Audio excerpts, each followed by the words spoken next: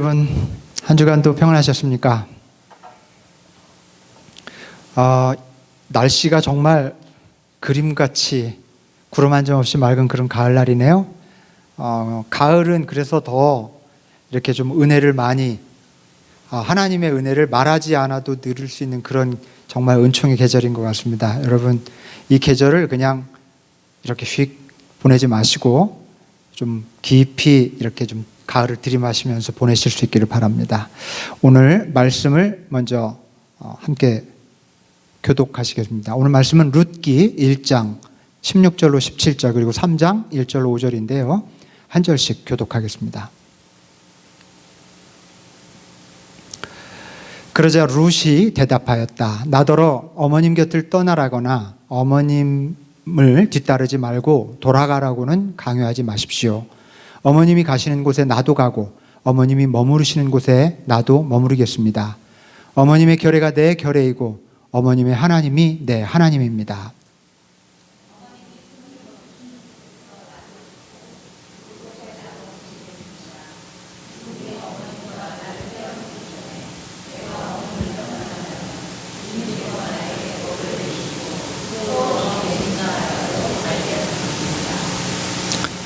제3장 1절 5절입니다. 시어머니 나오미가 룻에게 말하였다. 얘야, 내가 행복하게 살 만한 안락한 가정을 내가 찾아봐야 하겠다.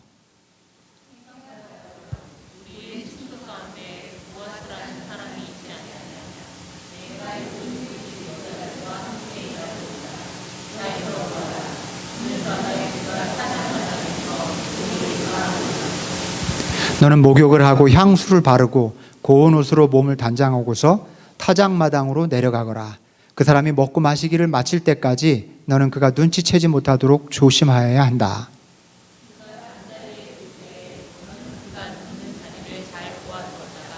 다가가서 그의 발치를 들치고 룻이 시어머니에게 대답하였다. 어머니께서 일러주신 대로 다 하겠습니다. 아멘.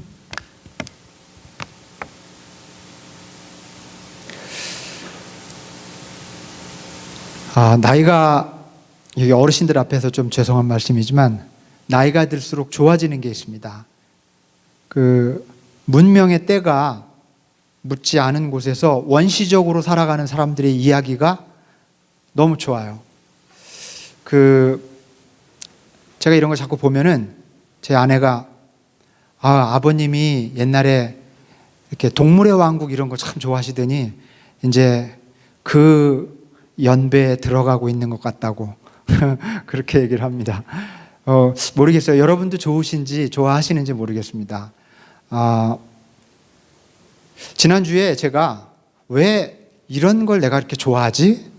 그렇게 생각하면서 그런 종류의 다큐멘터리를 2편이나 봤어요. 하나는 어떤 거냐면 러시아 북서부 쪽의 툰드라 지역에서 살아가는 네네츠족이라고 하는 사람들의 이야기고요. 네네츠족 들어보셨는지 모르겠습니다. 그리고 다른 하나는 역시 시베리아인데 이번에는 그 러시아의 동쪽 거의 끝부분이에요. 그 오츠크라고 하는 그 위에 쪽인데 발음하기도 어려워요. 오이맥콘이라고 하는 지역에서 살아가는 사하족 사람들의 이야기. 전혀 다른 그 다큐멘터리였는데 이 2편을 굉장히 재밌게 봤습니다. 근데 참 이 2편을 보면서 제가 왜 이런 종류의 이야기들을 좋아하는지, 매료되는지 그 이유를 조금 알게 됐어요. 이 문명에 오염되지 않고 살아가는 사람들, 그런 사람들의 삶에 어떤 아름다움이 있습니다. 그들이 살아가는 아주 단순한 삶의 방식이 복잡한 도시에서 막 바쁘게 살아가는 그런 사람들에게 주는 그런 감동이 있더라고요. 제가 그런 감동과 그 아름다움을 되게 좋아하는 것 같아요. 이 네네츠족 사람들은 일종의 유목민들인데요.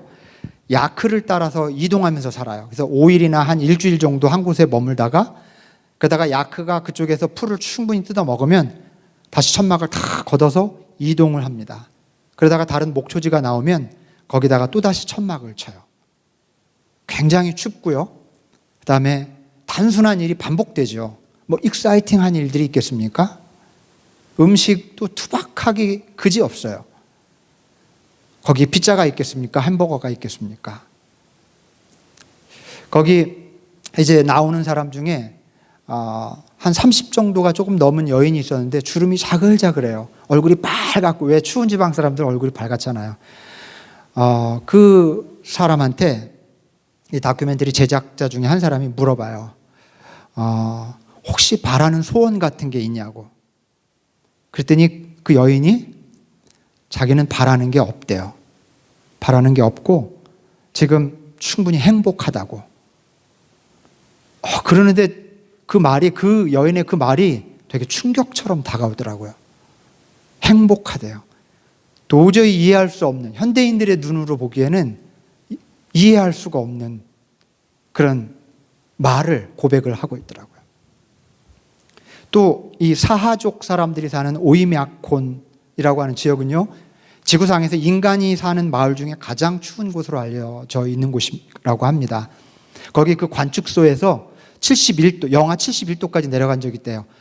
섭씨, 페른하이트이 아니라 섭씨로. 그 지역적으로 이렇게 고원인데 북극 쪽에서 내려오는 바람이 이렇게 넘어가질 않고 거기에 머무르는 바람에 그렇게 춥대요. 보통 평균 영하 40도, 50도 막 그런 곳에서 살아가요. 사람들이 한 50명 정도 된대요. 마을 주민들이. 너무 추워서 수도 시설이 없고요. 다 얼어버리니까. 그 다음에 화장실이 없어요. 집안에. 그 배관을 해야 되는데 땅이 안 파지니까 화장실도 그냥 바깥에다 이렇게 해놓고 사는 거예요. 과일 먹을 수 있을까요? 금값이겠죠. 있긴 있대요. 가게에. 정부가 제공하는 빵이 주식이고요. 거기 꽝꽝 얼은 호수 얼음을 깨서 물고기를 잡아서 먹는 특식이래요.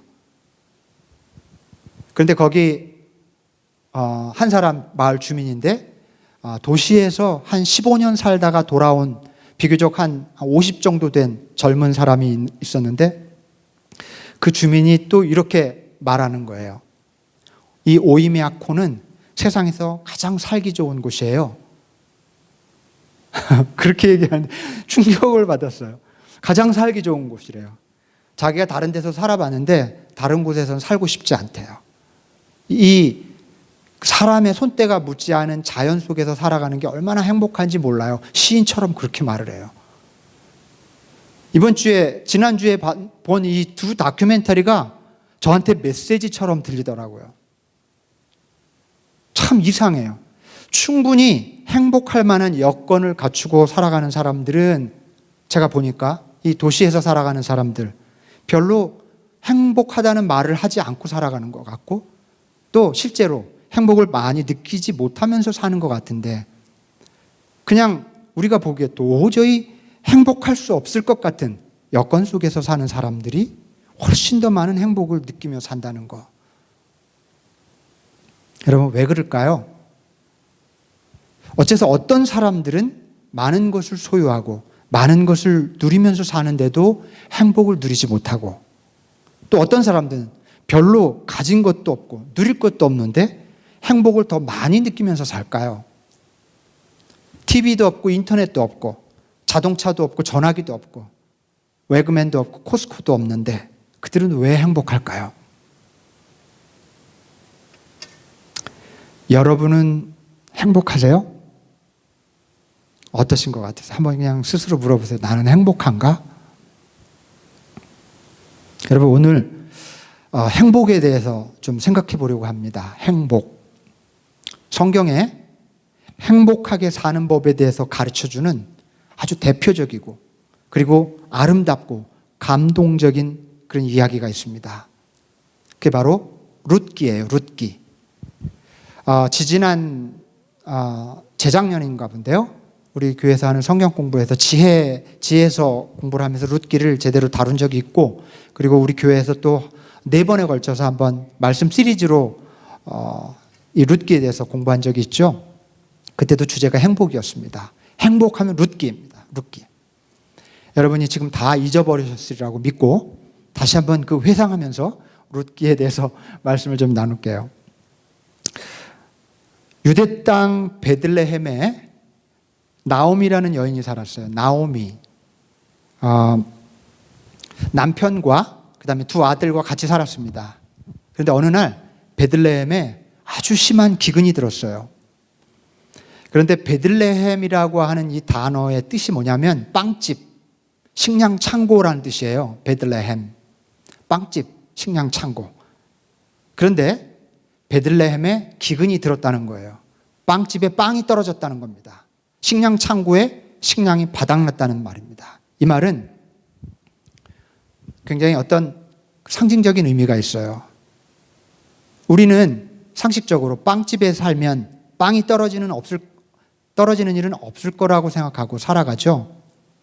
하지만 성경은 베들레헴에 기근이 들었다는 말로 인생은 어느 곳도 안전하지 않고 그 어떤 것도 장담할 수 없는 곳임을 넌지시 말해주고 있는 것입니다. 그래서 이 한 줄에도 이런 의미가 있어요. 베들레헴에 기근이 들었다. 그래서 나오미는 남편과 두 아들을 좀 더 안전한 곳에서 기르기 위해서 기근을 피해서 모압이라고 하는 지역으로 오늘날로 말하면 이민을 갑니다. 우리 여기 계신 분들도 다 이민자들이잖아요. 대부분 여기서 자란 분도 계시겠지만 한국을 떠나서 왔어요. 더 잘 살아보려고 하는 거죠. 안전한 곳에서. 이렇게 이민을 왔는데 안타깝게도 이민 온 지 얼마 안 돼서 남편이 세상을 떠나고 맙니다. 왜? 무슨 일 때문에 떠났는지는 말해주지 않아요. 참 여인들은 강하죠. 그런데도 이 여인은 남편 없이 두 아들을 열심히 키웁니다. 그래서 그 두 아들을 번듯하게 결혼까지 시켜요. 근데 웬일입니까? 결혼한 지 얼마 안 됐는데 자식도 없이 두 아들이 다 죽어요.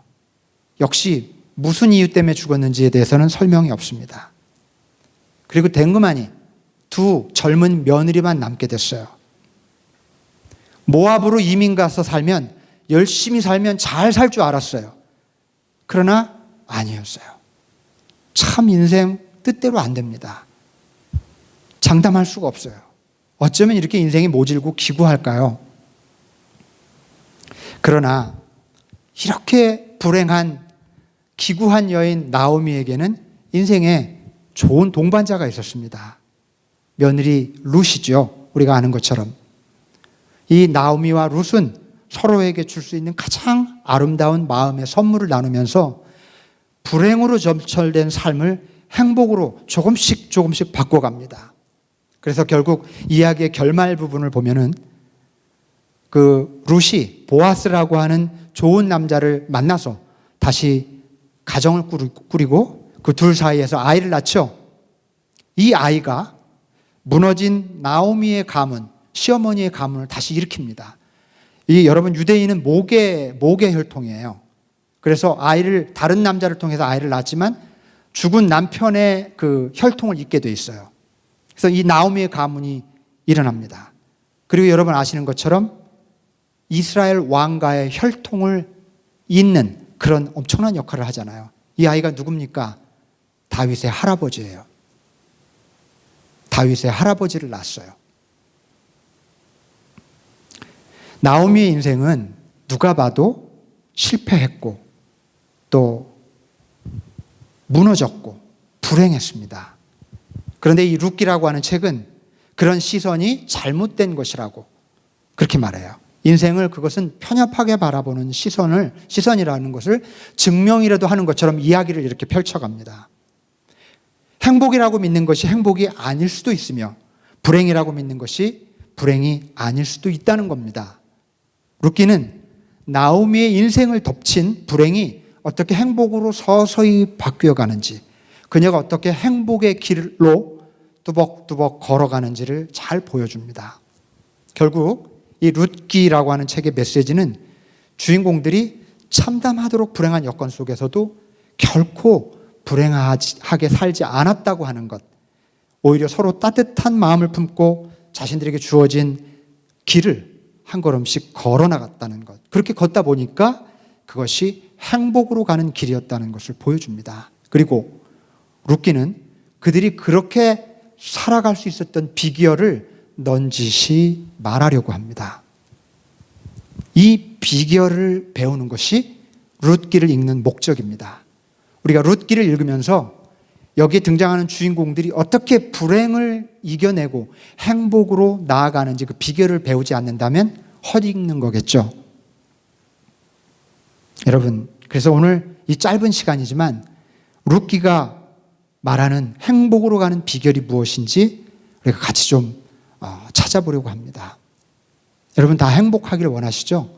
누구나 인생의 꿈이 뭐냐고 물어보면 행복하게 사는 것, 그렇게 말하죠. 우리가 모든 힘을 다해서 열심히 살아가고 하는 그 모든 일들이 어쩌면 행복이겠죠. 그렇죠? 그리고 하나님은 실제로 우리가 행복하기를 정말 바라십니다. 우리 정말 행복하게 살아야 해요. 우리를 불행하게 하는 것들과 싸워야 해요. 그런데 그냥 그렇게 바라기만 하면 되는 게 아니죠. 비결을 알아야 되겠죠. 그런데 이 비결은 우리가 상식적으로 아는 비결과 조금 다릅니다. 그리고 우리가 지금까지 살아오면서 배우고 알았던 그런 비결과는 많이 다를 수도 있어요. 하나님의 말씀인 룻기가 우리에게 가르쳐주는 행복의 비결이 무엇인지 같이 한번 좀 살펴보도록 합시다. 행복으로 가는 첫 번째 비결은 삶을 받아들이는 자세입니다. 삶을 받아들이게. 나오미는요, 낯선 땅에서 남편을 잃었을 때 그 슬픔을 어떻게 견뎌냈을까요? 안 돼. 이럴 수는 없어. 이건 말도 안 돼. 이렇게 했나요? 그렇지 않았어요. 벌어진 사건이 너무나 불행한 일이지만 받아들였어요. 남편을 잃고 오직 두 아들만 바라면서 살다가 근데 두 아들까지 죽었어요. 이 아픔은 이 여인이 또 어떻게 견뎠을까요? 머리를 쥐어뜯으면서 하나님을 저주하면서 막 저항한 게 아니었어요. 받아들일 수 없지만 그 사실을 받아들였어요. 큰 가문의 안주인이었던 여인이 모든 것을 잃어버리고 다 잃어버리고 다시 고향으로 돌아와서 거지처럼 하루하루 연명하면서 사는 삶을 이 여인은 어떻게 견뎠을까요? 나오미는 그 인생의 비극을 받아들였어요. 다 받아들였습니다. 사실 받아들이지 않으면 어떻게 하겠어요? 받아들이지 않고는 견뎌낼 재간이 없었던 겁니다. 여러분, 불행한 사람들의 공통점이 있는 거 아세요? 불행한 사람들의 공통점이 있습니다. 받아들일 줄 모른다는 겁니다. 한국이든 미국이든 미국에서는 총기를 난사하고 한국에서는 묻지마 칼부림이 자꾸 일어나죠. 이 사람들 다 공통점이 받아들이지 못하는 거예요. 자기에게 일어난 참 실망스러운 일들, 비극적인 일들을 받아들이지 못해요. 그러면 그 앵거가 폭발적인 에너지로 변하는 거죠. 거의 공통점이에요. 불행한 그 정도 극단적인 사람들이 아닐지라도 우리가 늘 마음속에 뭔가 행복하지 않아요. 그리고 뭔가 불만이 있고 괴로워요. 행복하지 않은 사람들의 공통점은 받아들이는 능력이 현저히 부족하다는 점입니다. 이게 현대인들이 이 세상에서 배운 그런 배움 때문에 그래요. 이 세상이 우리에게 가르쳐주는 게 뭐냐면 멋있는 사람은, 성공하는 사람은 진취적으로 개척해 나가는 것, 그걸 미덕으로 가르쳐주잖아요. 어려움이 있으면, 고난과 장애가 있으면 극복해내고 운명과 맞서 싸우면서 무에서 유를 창조하는 사람, 그런 사람을 성공한 사람이라고 그러고 영웅이라고 그래요. 축혀 올리죠. 해보지도 않고 이렇게 포기하고 받아들이고 그냥 체념하는 것은 아주 유약한 태도라고 말합니다. 맞습니다. 저는 이 태도가 잘못된 거라고 말하고 싶지 않아요. 매사에 우리가 습관적으로 받아들여야 한다고 해서 그냥 습관적으로 체념하고 포기하는 것 안 됩니다. 운명과 맞서 싸워야 하면 싸워야 해요. 다만 문제는 받아들이지 않을 수 없는 일이 내 인생에 찾아올 때, 받아들이지 않을 수 없는 상황이 내 인생에서 벌어질 때, 그때 문제가 발생해요. 제가 언젠가 하나님의 뜻에 대해서 말씀드리면서 나누었던 이야기죠. 교수이자 신학교 교수이자 목사였던 분, 온 가족을 미니밴에 태우고 어머니와 아내와 그리고 세 남매를 태우고 어디 리트릿을 갔다가 돌아오는 길에 중앙선을 넘어서 돌아오는 차와 부딪히면서 셋이 죽어요. 어머니, 아내, 막내딸, 두 아들과 자기만 살아요. 정신을 잃었다가 일주일 만에 깨어나서 그 사실을 알고는 미치려고 하죠. 하나님을 저주해요. 자기에게 일어난 일을 받아들이지 못해요. 몇 개월도 아니고 수년간 그래요. 그도 그럴 만하지 않습니까? 수년 동안 못 받아들여요. 삶이 완전히 망가져요. 빼빼 말라버리고, 자기가 받아들이지 못한 거는 그런데 똑같이 상처 입은 두 아들은 어떻게 해요? 근데 두 아들도 다 내팽개쳐요. 그리고 살다가 어느 순간 이 사람이 명색이 신학교 교수고 목사인데 하나님과 씨름을 하다가 내가 하나님의 뜻은 도저히 모르겠다. 왜 이런 일을 허락하셨는지 모르겠다. 그러나 이 사실은 분명하다. 나한테 일어난 이 사건은 거부할 수 없는 것이라는 사실을 알고 심플하게 받아들여요. 그래, 받아들이자. 그리고 났더니 두 아들이 눈에 보이더래요. 그 불쌍한 애들이 얼마나 방치되었던지, 그 다음부터 회개하는 마음으로 두 아들을 케어하면서 그 아이들과 함께 살아갑니다. 그리고 눈을 돌렸더니 그렇게 부모를 잃은 고아들이 꽤 많더래요. 그들을 도우는 일을 하고 네트워크를 연결하고, 그러면서 인생을 새롭게 시작해요. 하나님을 저주했던 사람이 새롭게 정말 비극에 빠진 사람들을 위로하고 살아가는 일에 다시 헌신하면서 살아갑니다. 그 출발이 어딘지 아세요?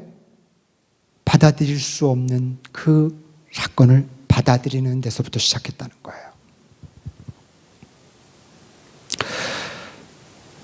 여러분, 정말로 받아들이지 않을 수 없는 일이 발생할 때 참 받아들이기 어렵지만 받아들이는 것만이 그 늪에서 빠져나오는 길입니다.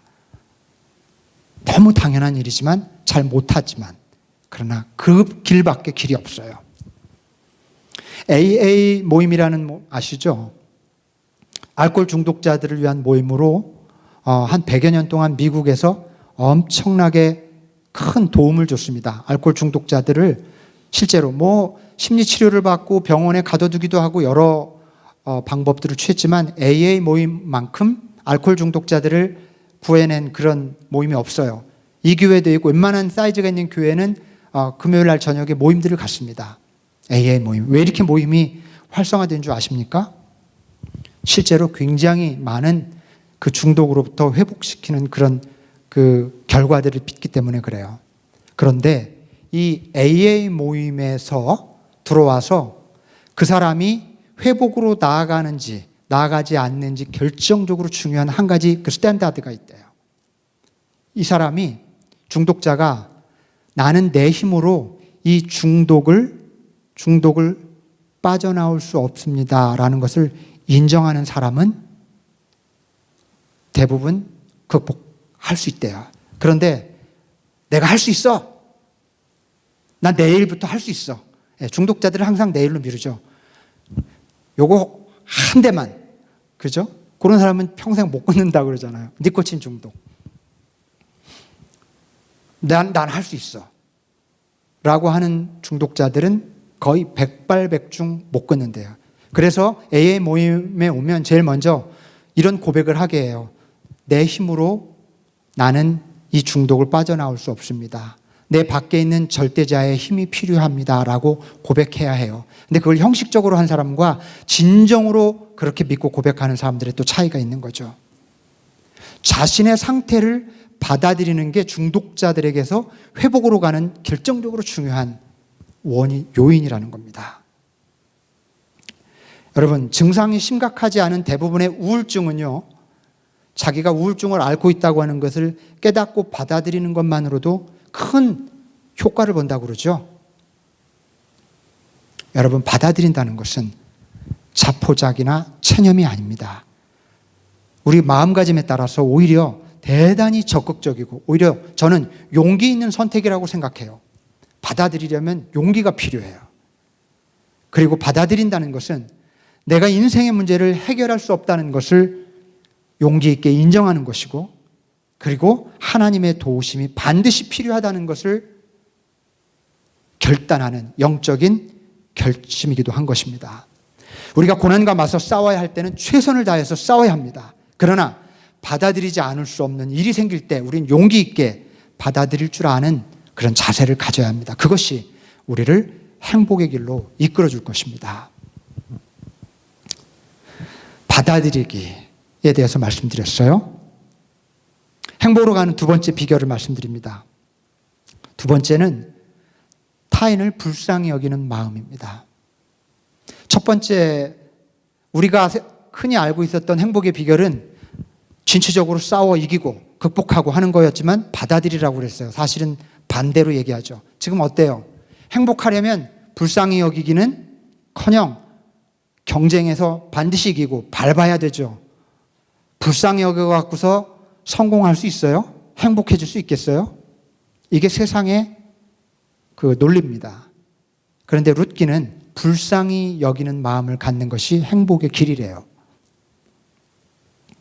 남편도 잃고 두 아들마저 잃고 깊은 슬픔 속에서 지내던 어느 날 나오미는 두 며느리를 불러놓고 나는 이제 고향으로 돌아갈 테니 너희들이 이제 친정으로 돌아가거라 이렇게 타이르죠. 그 이야기를 들은 착한 며느리들이 막 울어요. 참 착해요. 막 웁니다. 그리고 그 중에 한 며느리가 오르바라고 하는 며느리죠. 시어머니께 정성껏 인사를 드리고 눈물을 흘리면서 떠나갑니다. 그런데 남은 며느리 룻이라고 하는 며느리는 오히려 시어머니께 더 바짝 달라붙고 떠나지 않으려고 해요. 그러면서 이렇게 말을 하죠. 우리가 같이 읽었던 말씀이죠. 다시 한번 읽어보죠. 어머니, 나더러 어머니 곁을 떠나라거나 어머님을 뒤따르지 말고 돌아가라고 강요하지 마십시오. 어머님이 가시는 곳에 나도 가고 어머님이 머무르시는 곳에 나도 머무르겠습니다. 어머님의 결례가 내 결례고 어머님이 하나님이 내 하나님입니다. 어머님이 숨을 거두시는 곳에서 나도 죽고 그곳에 나도 묻히겠습니다. 죽음이 어머님과 나를 떼어놓기 전에 내가 어머님을 떠난다면 주님께서 나에게 벌을 내리시고 또 내리신다 해도 달게 받겠습니다. 이런 며느리가 있을까요?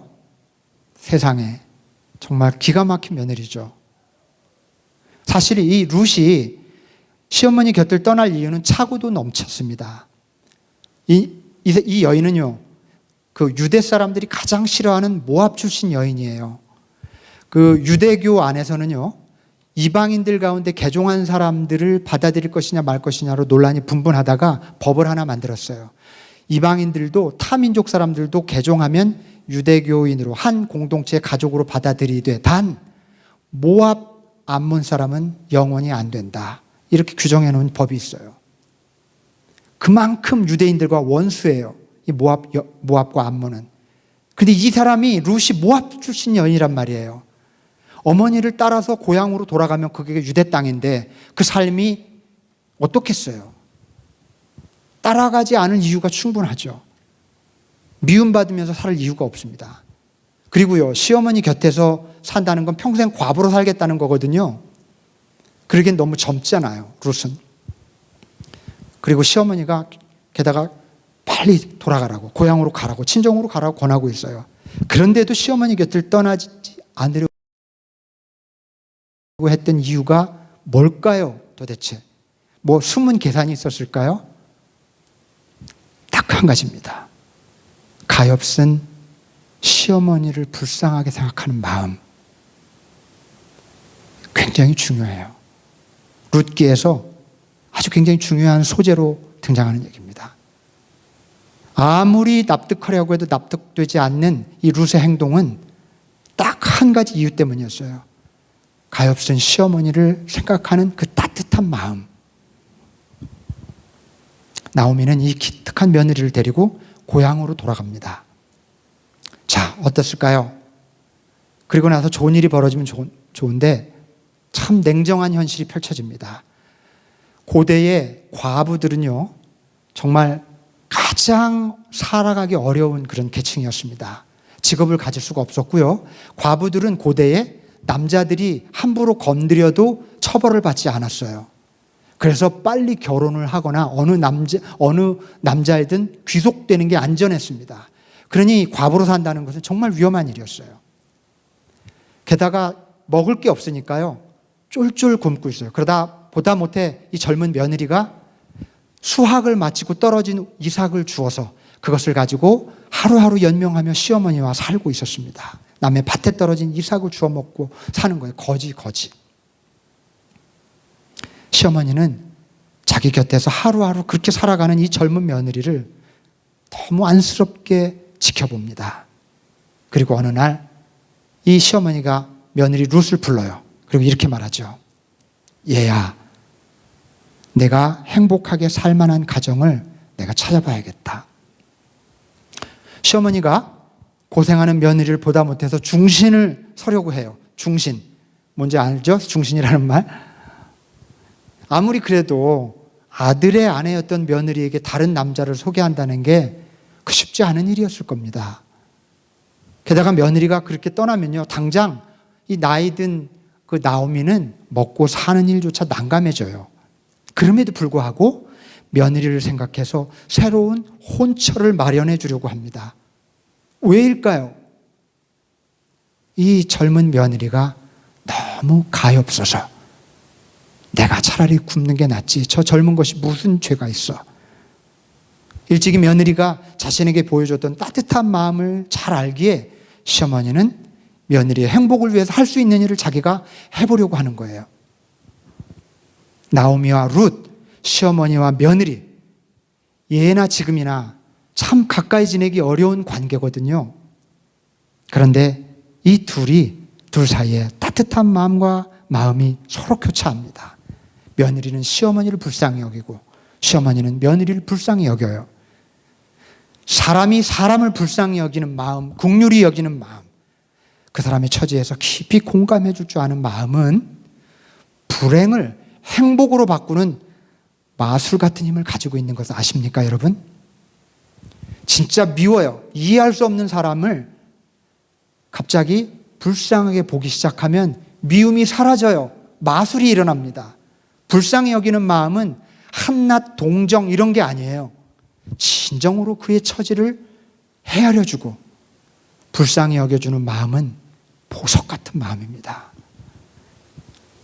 왜 이런 일이 일어나는지 아십니까? 왜 불쌍히 여기는 마음을 가질 때 이렇게 기적 같은, 마술 같은 힘이 우리 안에 일어나냐 하면 그 마음의 원천이 하나님의 마음이기 때문에 그래요. 우리가 불쌍히 여기는 마음을 가질 때마다 하나님의 마음을 우리가 품는 거예요. 하나님이 우리를 불쌍히 여기셔서 예수님을 우리에게 보내주셨잖아요. 불쌍히 여기는 마음은 거룩한 마음입니다. 그래서 여러분, 누군가를 향해 불쌍히 여기는 마음을 가질 때마다 기적이 일어나요. 예수님이 제가 자주 말씀드렸듯이 기적을 일으킨 사건의 출발점은 언제나 불쌍히 여기사, 그리고 나서 꼭 기적이 일어났어요. 예수님이 불쌍히 여길 때마다 눈먼 장님을 고쳐주고 안진뱅이를 일으켜줬어요. 쫄쫄 굶고 있는 500명이 들판에 서 있을 때 그들을 불쌍히 여기셔서 오병이어의 기적이 일어난 거예요. 기적의 출발점이에요. 불쌍히 여기는 마음. 나오미와 룻, 이 둘 사이에 존재했던 서로를 불쌍히 여기는 마음은 그들의 혹독한 외로움과 가난을 견디는 힘이 되어주고 저주처럼 들러붙어 있던 불행한 삶의 조건들을 하나씩 돌파해내는 놀라운 에너지가 되었습니다. 타인을 불쌍히 여기는 마음, 그것은 불행을 행복으로 이끌어주는 하나님의 마음입니다. 자, 행복으로 가는 마지막 비결을, 세 번째 비결을 소개합니다. 하나님을 인정하며 사는 것. 룻기의 특징 중에 하나는요, 굉장히 독특한 점입니다. 성경 그 4장인데요. 4장 어디에도 하나님이라는 말이 나오지 않아요. 룻이 주님께서 벌을 주시면 달게 받겠다는 그 표현 외에는 하나님이 등장인물로 나타나지 않습니다. 오히려 하나님이 그렇게 드러내놓고 등장하지는 않으시지만 주인공들의 삶의 면면에 보이지 않는 손으로 개입하셔서 그들을 행복이라는 목적지로 이끌어 가십니다. 우리를 행복으로 이끌어 가시는 하나님의 보이지 않는 손이 있다는 것, 우리는 그것을 은혜라고 부릅니다. 그리고 그 은혜를 알아채는 것을 믿음이라고 말해요. 자신의 계획과 플랜을 따라서 자기 삶을 철저히 통제하는 사람은요, 계획한 것이 어그러질 때 그거를 견딜 수 없어 합니다. 그렇지 않습니까? 그래서 철저한 사람들, 성공할 확률도 높지만 만약 그러다 어그러지면 삶이 완전히 패가 망신해버리고 맙니다. 이런 경험이 심한 사람들이 극단적인 생각들도 하는 거죠. 만일 나오미가 이런 사람이었다면 어땠을까요? 남편이 죽었을 때, 2 아들마저 죽었을 때, 고향으로 돌아와서 거지처럼 살고 있을 때 그냥 극단적인 생각을 할 수도 있지 않았을까요? 그런데 나오미는 그러지 않았습니다. 인생이 내 계획대로 컨트롤할 수 없는 영역이라는 것을 나오미는 잘 알았어요. 인생 살면서 여러분, 우리도 이제는 좀 어느 정도 알 것 같지 않습니까? 한번 생각해 보세요. 내가 여기까지 오는데 내 계획대로 왔습니까? 내 계획과는 다르게 여기까지 온 것을 알 수 있습니다. 내가 알 수 없는 영역이 있고 내가 컨트롤할 수 없는 영역이 있다는 것, 받아들이지 않을 수 없는 영역이 있음을 인정하며 사는 것은 결코 어리석은 일이 아닙니다. 나오미는 이것을 너무나 잘 알았고 그래서 하나님을 의지할 수 있었습니다. 하나님을 의지한다는 것은 내가 내 인생을 내 마음대로 내 계획대로 컨트롤할 수 없다는 것을 인정하는 것과 같은 것입니다. 매사에 나오미는 하나님을 의지했어요. 그런 모습을 보여주는 장면이 오늘 본문은 아니지만 룻기 3장 마지막 절에 이렇게 나옵니다. 이렇게 얘기해요. 룻한테 나오미가, 얘야, 일이 어떻게 될지 확실해질 때까지 너는 가만히 기다리고 있거라. 아마 그 사람은 지금쯤 가만히 있지 않을 것이다. 이 문장이 룻기에서 굉장히 중요한 구절입니다. 시간이 많이 갔기 때문에 설명을 드릴 수 없지만은 지금 나오미와 룻은 자기들이 할 수 있는 최선을 다한 상태였어요. 그리고 그 다음에 할 일이 무엇인지 나오미는 정확히 알고 있었습니다. 가만히 기다리는 거예요. 최선을 다하고 나서 가만히 기다릴 줄 아는 것이야말로 하나님을 인정하는 자세이고 우리 신앙인들이 가져야 할 자세입니다. 우리 신앙인들이 최선은 다하지 않고 그냥 하나님을 기다리는 경우도 많고, 또 신앙을 갖지 않은 사람들은 하나님을 전혀 기다리지 않고 그냥 최선만 다해요. 좀 안타까운 일입니다. 현대인들은 최선을 다하고 나서도 불안하고 초조해서 또 최선을 다하려고 해요. 최선을 더 하려고 해요. 하나님이 개입할 여지를 전혀 허락하지 않아요. 여러분, 우리가 최선을 다한 후에 기다리는 시간을 가질 줄 알면 그때부터 하나님이 개입하시기 시작합니다. 가만히 기다리고 있거라. 아마 그 사람은 지금쯤 가만히 있지 않을 것이다. 여기서 그 사람은 보아스라고 하는 남자 주인공을 일컫는 말이지만 룻기에서 이 보아스라는 사람은 하나님의 역할을 상징하는 사람이에요. 여기서 너는 가만히 이제 최선을 다했으니 기다려라. 아마 그분은, 하나님은 지금쯤 가만히 있지 않을 것이다. 우리가 가만히 있을 때 하나님이 가만히 있지 않으세요. 하나님께서 역사하실 수 있는 틈, 겨를을 내어드려야 해요. 최선을 다하고 나서 또 최선을 다하려고 하는 게 아니라 하나님이 무언가 하실 수 있도록 가만히 기다릴 줄 아는 사람이 행복으로 가는 사람입니다. 그리고 그것이 하나님을 인정하는 길입니다. 말씀을 마무리하겠습니다. 오늘 룻기를 통해서 행복으로 가는 길에 대해서 생각해보는 시간을 가졌습니다. 행복으로 가는 길은 결국 너 그리고 하나님을 향해서 나아가는 길이라고 하는 것을 알 수가 있어요. 내 자신을 위해서 삶을 받아들여야 할 줄 알고요. 그 다음에 너와 우리 이웃을 향해서 불쌍히 여기는 을 가지고 살아야 합니다. 그리고 매사에 하나님을 인정하면서 살아가야 하겠습니다. 이것이 행복으로 가는 길입니다. 여러분 모두 행복하시기를 기원합니다. 아멘. 기도하겠습니다.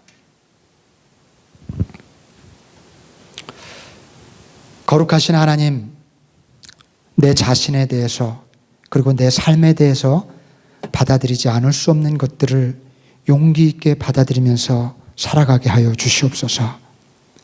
내 주변 사람들, 주변의 이웃들, 모든 타인들을 향해서 불쌍히 여길 줄 아는 마음을 품고 살아가게 해 주시옵소서. 우리가 매사에 최선을 다해서 살아가되 최선을 다하고 난 후에는 하나님의 인도하심을 기다릴 줄 아는 그런 삶을 살아가게 해 주시옵소서.